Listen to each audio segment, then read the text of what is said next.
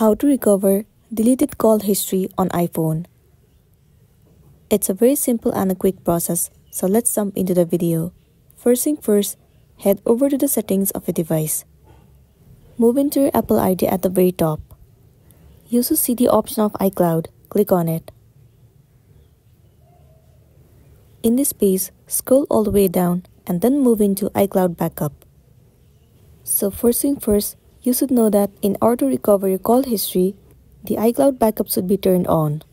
If it has not been enabled, then you won't be able to recover your call history. For you, it will be impossible to recover it. So first of all, you have to make sure that the iCloud backup is enabled. Once it has been enabled, in this page, you should see the option where it says call history. Even if you have deleted from your actual call history, it will be available in your iCloud. The option of recover or restore will also be visible to you.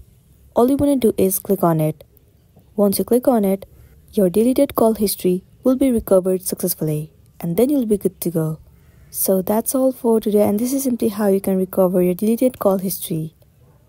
Make sure to smash the like button and consider subscribing if you found this video helpful. We'll see you in the next one.